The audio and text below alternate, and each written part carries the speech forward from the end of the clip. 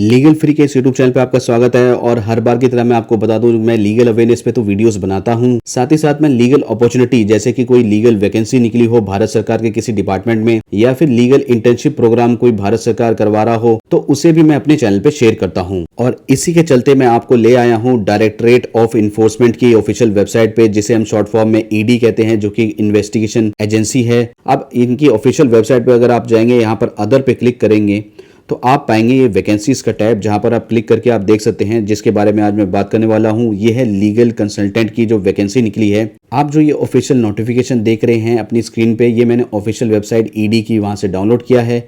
अगर आप चाहें तो मेरे डिस्क्रिप्शन बॉक्स में इस ऑफिशियल नोटिफिकेशन को जाके क्लिक करके डाउनलोड कर सकते हैं, मैंने लिंक शेयर कर दी है। सबसे पहले मैं बता दूं, नेम ऑफ द पोस्ट जो है लीगल कंसल्टेंट की है। नंबर ऑफ वैकेंसी जो है 20 वैकेंसी बताई जा रही है इसमें। और ये लोकेशन जो है केवल दिल्ली में नहीं, अक्रॉस द इंडिया है। यानी कि अगर आपका सिलेक्शन हो गया तो सिलेक्शन के बाद आपको कहीं भी पूरे इंडिया में पोस्ट किया जा सकता है। अब बात कर लेते हैं एसेंशियल क्वालिफिकेशन क्या मांगी गई, तो एलएलबी की डिग्री मांगी गई है। साथ ही साथ डिजायरेबल यहाँ पर लिख दिया गया है minimum 2 year experience with criminal law. यानी कि अगर आपके पास 2 साल का एक्सपीरियंस है और आप क्रिमिनल में प्रैक्टिस कर रहे हैं तो ये आपके लिए अच्छी अपॉर्चुनिटी है। अब अगर आपने एलएलबी के बाद एलएलएम भी कर रखी है तो आपको मैं बता दूं, आपको प्रेफरेंस दिया जाएगा अगर आपने एलएलएम के साथ साथ 3 साल का रिसर्च एक्सपीरियंस भी आपके पास है, इन कंपैरिजन टू एलएलबी के जो एप्लीकेंट्स होंगे। अब एज क्राइटेरिया में इन्होंने दे दिया है, मैक्सिमम एज आपकी 32 ईयर से ज्यादा नहीं होनी चाहिए। कंसोलिडेट फी यानी कि महीना जो है, हर महीना आपको 80,000 दिया जाएगा। मुझे नहीं लगता कि अगर आप किसी डिस्ट्रिक्ट कोर्ट या हाई कोर्ट में काम कर रहे हैं तो क्या आपको 80,000 आपको कोई देगा, आपको कोई,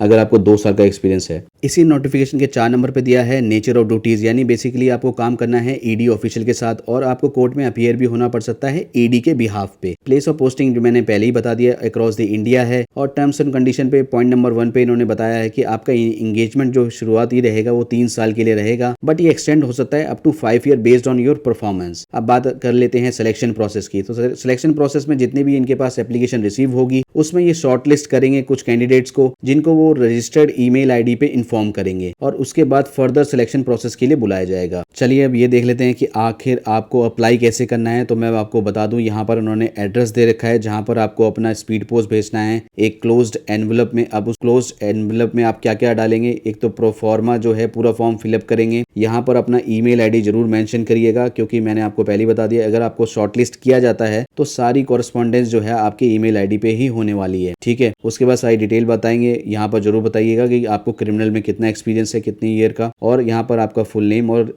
सिग्नेचर आप कर देंगे, प्लेस और डेट लिख देंगे। और उसके बाद उसे आप एनवलप में डाल के उसे आप इस एड्रेस पे, जो पॉइंट नंबर 9 में जो एड्रेस है, यहाँ पर आप स्पीड पोस्ट कर सकते हैं। अब लास्ट डेट मैं आपको बता दूं, जैसे कि ये ऑफिशियल जो नोटिफिकेशन है ऑफिशियल वेबसाइट पे 20 तारीख को आया था।